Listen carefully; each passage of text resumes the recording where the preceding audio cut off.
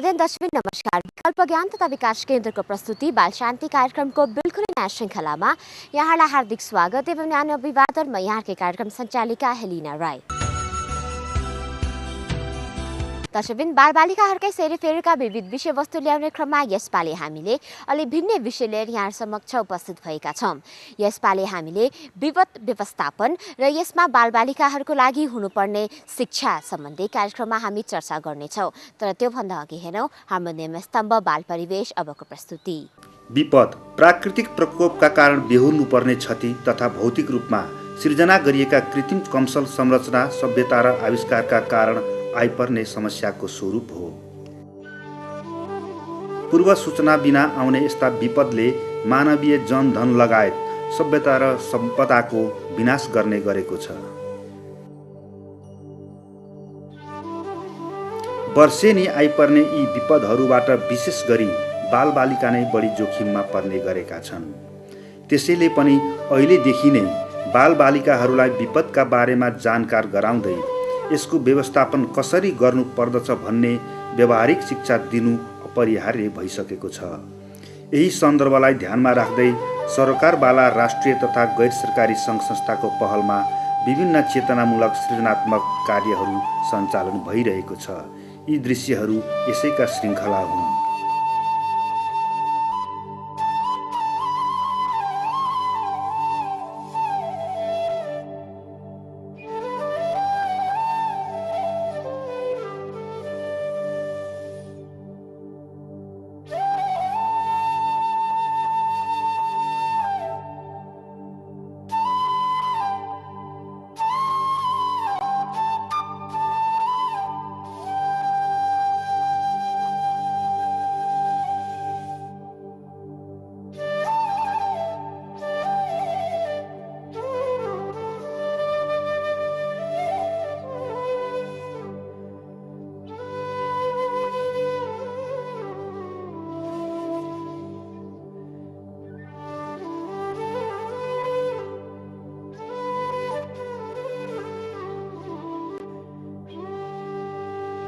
विपदका रूप, आकार र प्रकार प्राकृतिक तथा कृत्रिम रूपमा विभिन्न किसिमका हुन्छन्। सबैलाई सधैँ टार्न पनि सकिन्न, तर बुद्धि पुर्याएर बेलैमा सही व्यवस्थापन गर्न सकियो भने केही हदसम्म बच्न सकिन्छ, जोखिम कम गराउन सकिन्छ। बाढी, पहिरो, भूकम्प, आगलागी, महामारी, दुर्घटना जस्ता सम्भाव्य विपदलाई कतिपय हदसम्म नियन्त्रण पनि गर्न सकिन्छ, तर यसका लागि पूर्वाधार तयार गर्न पहल गरिनु पर्दछ।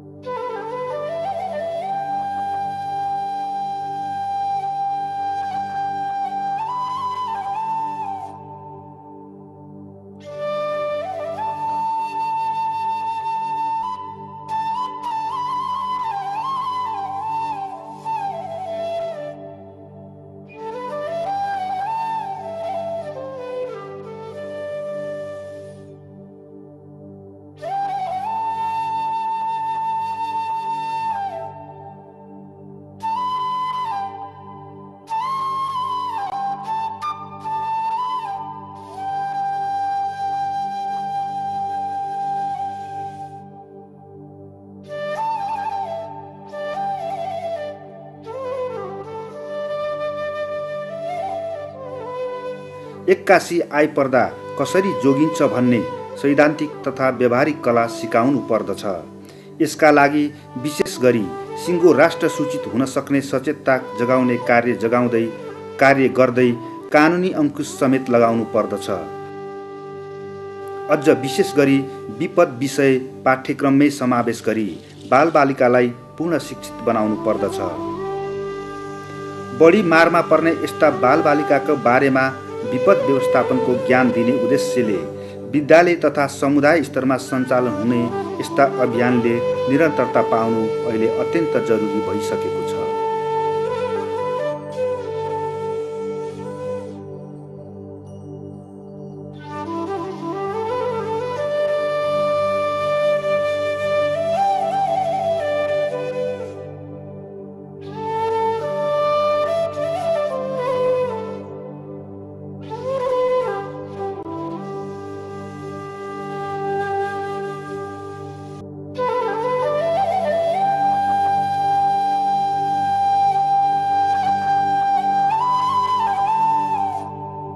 दर्शकबिन कुनै पनि प्रकारका आपद विपदहरू पर्दा अथवा भनौँ कुनै पनि किसिमको प्राकृतिक प्रकोपहरू जाँदाखेरि के गरिनुपर्छ भन्ने विषयमा शिक्षा दिनु बालबालिकाहरूलाई जरुरी भइसकेको छ। त्यसैलाई नै विपद व्यवस्थापन पनि भनिन्छ। त्यसैले अबको हाम्रो दिनहरूमा बालबालिकाहरूलाई किताबी ज्ञान मात्र नभए यस्ता प्र्याक्टिकल कुराहरू सम्बन्धी पनि शिक्षा दिनुपर्दछ। यी कुराहरूकै सेरोफेरोमा अबका हाम्रो पालो भएको छ नियमित स्तम्भ बाल आवाजको, जस अन्तर्गत हामीले विपद व्यवस्थापन कतिको महत्त्वपूर्ण छ भन्ने विषयमा बालबालिकाहरूसँगै बुझ्ने कोसिस गरेका छौँ। नियमित स्तम्भ बाल आवाज अबको प्रस्तुति। नमस्ते, मेरो नाम योजना नेपाली, म क्रिम लर्निङ स्कुलबाट आएकी हुँ। आज मैले के भन्न खोजेको हो भने आज हाम्रो नेपाल भूकम्पको जोखिममा छ। भुइँचालो आयो भने हामीले केही हाम्रो सुरक्षित एउटा हामी टेबलहरूमा लुक्नुपर्छ अनि कुनै सुरक्षित ठाउँ खोजेर त्यहाँ भागेर जानुपर्छ। हामीले आफ्नो टाउको जोगाएर भाग्नुपर्छ अनि हामीलाई के सामानहरू चाहिन्छ त्यो सामानहरू सबै हामीले प्याक गरेर जानुपर्दछ। यो शिविर चाहिँ विभिन्न संस्थाहरूले भूकम्प आउँदाखेरि हामीले कस्तो जोखिम उठाउनुपर्छ, केबाट बस्नुपर्छ भन्ने बारे बताएका हो। त्यही भएर हामीले अब भूकम्प आउँदा कसरी बस्नुपर्छ भन्ने कुराहरू सिकेका छौँ। भूकम्प आउँदा पहिला हामीले आफू बस्ने घर बलियो बनाउनुपर्छ भन्ने कुराहरू सिक्यौँ। घर बनाउँदा हामीले इन्जिनियरको सल्लाह अनुसारको घरहरू स्थापना गर्नुपर्छ भन्ने कुराहरू सिक्यौँ। भुइँचालो जस्तै कक्षा कोठामा भयो भने हामी बेन्च मुनि टाउको घुँडा निहुराएर टाउको हातमा राखेर घोप्टो परेर एकछिन बस्ने अनि भुइँचालो रोकेपछि बिस्तारै बाहिर निक्लिने भन्ने सल्लाह दिन्छौँ। अलिअलि सानसानो घाइतेहरू भएका छौँ भने प्राथमिक उपचार गर्ने र ठुल्ठुलो घाइते भएका छौँ भने प्राथमिक उपचारले सकेन भने छिटो हस्पिटल लाने। भूकम्प आउँदैमा त्यति आत्तिनु हुँदैन। आफूले जानेका बुझेका कुराहरू अपनाएर आपतकालीन झोलाहरू सही ठाउँमा राखेर भूकम्प आएको थाहा पाएपछि खुल्ला ठाउँमा जाने र आफ्नो ज्यान बचाउने भन्ने सल्लाह दिन्छौँ। दर्शकबिन बालबालिकाहरूका भनाइ त यहाँले हेरिहाल्नु भयो। कार्यक्रममा अबको पालो भएको छ हाम्रो नियमित स्तम्भ विमर्श विज्ञ अन्तर्गतको, जसका अन्तर्गत हामीले विभिन्न व्यक्तित्वहरूसँग विपद व्यवस्थापन बालबालिकाहरूको लागि किन जरुरी छ भन्ने विषयमा चर्चा गर्ने कोसिस गरेका छौँ। नियमित स्तम्भ विमर्श विज्ञ अन्तर्गत अबको प्रस्तुति।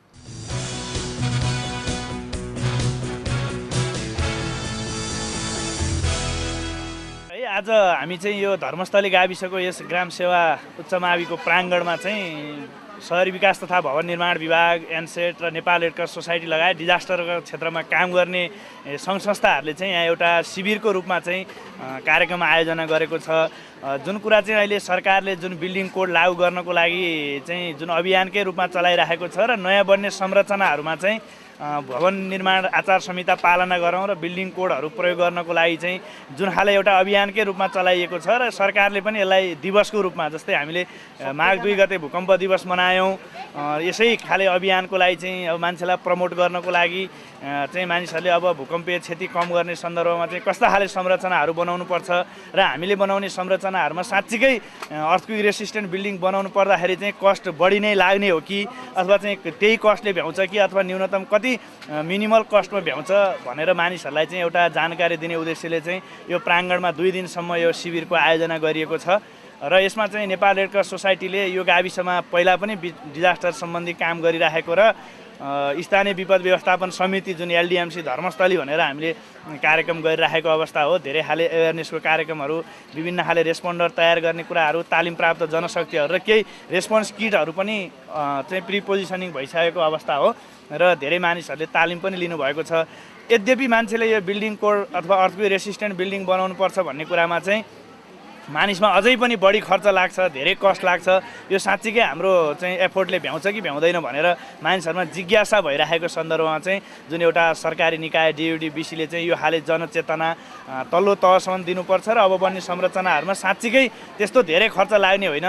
सामान्यतया हामीले एउटा प्राविधिक रूपमै अथवा इन्जिनियरिङ हिसाबमै के प्रुफ भएको छ भने हामीले 48 लाख लगाएर एउटा घर बनाउँछौँ 2100 वर्ग फिटमा भने कम्तीमा पनि 52 लाख खर्च गर्दा 4 लाखको फरकमा चाहिँ अर्थक्विक रेसिस्टेन्ट बिल्डिङ चाहिँ बन्ने रहेछ भन्ने खालको चाहिँ एउटा टेक्निकल्ली पास भइसकेको हुनाले यो चाहिँ सहर उन्मुख छ। हालसालै नगरपालिका घोषणा पनि भएको छ। काठमाडौँमा चाहिँ धेरै खाले संरचनाहरू बनिरहेको सन्दर्भमा चाहिँ हामीले यो खाले म्यासेज पुर्याउनको लागि सरकार, युएनडिपी, एनसेट, रेड क्रस लगायत धेरै संस्थाहरूबाट यो मेला चलिरहेको छ। यो विभागले चाहिँ युएनडिपीको सहयोगमा कालीगढहरूलाई तालिम पनि दिइरहेको अवस्था छ र हामीले केही अगाडि चाहिँ एउटा सिमुलेसन पनि यहाँ डेमोन्स्ट्रेट गऱ्यौँ। हाम्रो ट्रेन मेन पावरहरूले उनीहरूले चाहिँ भोलि विपदको समयमा कसरी चाहिँ रेस्पोन्स गर्नुपर्छ, कसरी फर्स्ट एड गर्नुपर्छ, कसरी चाहिँ रेस्क्यु गर्ने भन्ने खालको एउटा विधि पनि प्रयोग भयो भने आजदेखि भोलिसम्म चाहिँ यो मेलाको रूपमा चाहिँ यहाँ चल्नेछ। धेरैभन्दा धेरै मानिसहरूले हेर्ने विद्यालय भएको हुनाले विद्यार्थीले पनि यसको चाहिँ अलिकति ध्यान दिएर सुन्ने र प्रचार प्रसार गर्ने भयो भने यसले पक्कै पनि काम लाग्छ। र अहिले सरकारकै आधिकारिक निकायको रूपमा नै यहाँ समितिहरू गठन भएर काम गरिरहेको हुनाले पक्कै पनि यस्ता खाले मेलाहरूले चाहिँ भोलि हामी सबैलाई सहयोग पुग्छ र सबैले यो खाले अभियानमा चाहिँ साथ दिनुहुनेछ भन्ने चाहिँ हाम्रो एउटा मूल उद्देश्य रहेको छ। र त्यसमा चाहिँ जुन सरकारी निकायको तर्फबाट यो अभियान जुन इनिसिएटिभ लिएर काम गरिराखेको छ र रेड क्रस लगायत अरू संस्थाहरूले यसलाई चाहिँ सहयोगको रूपमा चाहिँ भूमिका पुर्याइराखेको छ र यो चाहिँ उहाँहरूको नीतिअनुसार चाहिँ क्रमैसँग धेरै ठाउँहरूमा गर्ने, धेरै सहरोन्मुख गाविसहरूमा गर्ने र जसले गर्दा चाहिँ मानिसहरूले यसलाई सहज रूपमा ग्रहण गर्न सकुन् र लिन सकुन् भन्ने कुरामा चाहिँ हामी सहकारी रूपमा काम गरिरहेका छौँ। पक्कै पनि यसले आगामी दिनमा चाहिँ एउटा सेफर काठमाडौँ अथवा सुरक्षित काठमाडौँ बनाउनको लागि चाहिँ महत्त्वपूर्ण भूमिका निर्वाह गर्छ भन्ने हाम्रो अपेक्षा छ। भूकम्प सुरक्षाको बारेमा हामीले चाहिँ भवन सुरक्षाकै हिसाबले चाहिँ केही कार्यक्रमहरू ल्याइरहेका छौँ होइन। किनभने कुनै पनि विपद आउँदाखेरि सबभन्दा बढी प्रभावित पर्ने भनेपछि भवन नै हो होइन। र भवनको क्षतिको कारणले गर्दाखेरि मान्छेको पनि मानवीय क्षति पनि हुन्छ र अफकोर्स अब धनको पनि क्षति हुन्छ होइन। यसमा चाहिँ मुख्य रूपले के छ भने हामीले चाहिँ भवन संहिता भएर नेपाल सरकारले 2060 सालमा ल्याएको छ र भवन संहितामा चाहिँ भूकम्पीय सुरक्षा लगायत अरू विभिन्न किसिमका विपदबाट सुरक्षित हुने कुराहरूलाई पनि त्यसमा चाहिँ सम्बोधन गरिएको छ। र यसलाई चाहिँ के छ भने भवन ऐनले चाहिँ भनौँ न यो म्यान्डेटरी गरेको छ, यो चाहिँ लागू गर्नुपर्छ भन्ने कुराहरू होइन। र यसलाई चाहिँ सहजीकरण गर्नको लागि हामीले चाहिँ भवन नियमावली पनि हामीले ल्यायौँ। भवन नियमावलीले चाहिँ भवन संहितालाई पालन गर्नको लागि चाहिँ सम्पूर्ण प्रोसेसहरू भवन नियमावलीले डिफाइन गरेको छ। र अहिले चाहिँ के छ भने अब नगरपालिकाहरूले भवन संहिता लागू गर्ने भन्ने निर्णय गर्ने प्रक्रियामा चाहिँ अहिले एक किसिमले धेरै नगरपालिकाहरूले घोषणा गर्दै आएका छन्। र त्यसमा चाहिँ अब हामीले शहरी विकास मन्त्रालयको तर्फबाट शहरी विकास तथा भवन निर्माण विभागको तर्फबाट चाहिँ प्राविधिक सपोर्ट दिने ती नगरपालिकाहरूलाई र जनचेतना वृद्धि गर्ने, त्यो बाहेक चाहिँ त्यहाँका चाहिँ अब डकर्मीहरूलाई तालिम दिने, इन्जिनियरहरूलाई तालिम दिने, त्यस्ता कामहरूमा चाहिँ वार्षिक कार्यक्रममै राखेर ती कामहरू पनि हुँदै आएको छ। यस प्रकार चाहिँ हामीले चाहिँ अब भवन सुरक्षा सम्बन्धी चाहिँ एउटा अभियानकै रूपमा चाहिँ अहिले ल्याइरहेको अवस्था छ। कार्यक्रमहरू पहिला पनि यस विद्यालयमा भएकै हुन्। नेपाल रेड क्रस सोसाइटी जिल्ला शाखा काठमाडौँले बेलामा आएर यस विद्यालयमा विद्यार्थीहरूलाई प्रशिक्षण गर्ने, सिमुलेसन गराउने र तपाईँको सडक नाटकहरू जस्ता कार्यक्रमहरू यस विद्यालयमा गराइरहेकै अवस्था हो। त्यसबाट मलाई लाग्छ विद्यार्थीहरू, यहाँका शिक्षकहरू र स्थानीय अभिभावकहरू पनि केही हदसम्म भूकम्पबाट कसरी बच्ने, कसरी सुरक्षित हुने, भूकम्प आउनुभन्दा अगाडि कस्ता सूचनाहरू अथवा कस्ता तरिकाहरू अवलम्बन गर्ने, आइसकेपछि के गर्ने भन्ने कुराहरू। यी कुराहरूलाई यही छाड्न लागौँ बालबालिकाहरूकै विभिन्न क्रियाकलापहरू र घटनाहरू समेटेर तयार गरिएको हाम्रो नियम स्तम्भ बाल समाचारतर्फ। नमस्कार, बाल समाचारमा यहाँलाई हार्दिक स्वागत। अभिवादन म निमा तामाङ। धौलागिरी हिमालमुनिको दुर्गम बस्ती मुदी स्थित बुद्धि विकास माविमा कक्षाकोठा अभाव हुँदा विद्यार्थी चौरमा पाल टाँगेर पढ्न बाध्य छन्। स्थानीय स्रोतबाट सञ्चालित विद्यालयमा माध्यमिक तह दरबन्दीविहीन हुँदा विज्ञान र गणित विषयका शिक्षकहरू समेत नभएको खुलासा भएको छ। असन्तुलित असन्तुलित दरबन्दी वितरणले दुर्गमका विद्यालय शिक्षकविहीन भएका छन् भने पहुँचवाला शिक्षकहरू सुविधा सम्पन्न ठाउँमा मात्र रहने हुँदा दुर्गम क्षेत्रको बालबालिकाको पढाइ स्तरमा समेत खस्कँदै गएको छ। त्यस्तै सल्यान जिल्ला शिक्षा कार्यालयले 10 महिना बितिसक्दा पनि छात्रवृत्ति रकम निकासा नदिँदा दृष्टिविहीन बालबालिका मर्कामा परेका छन्। रकम अभावमा ब्रेल कापी खरिद गर्न नसक्दा उनीहरूले नियमित अभ्यास गर्न नपाएको समाचार प्राप्त भएको छ।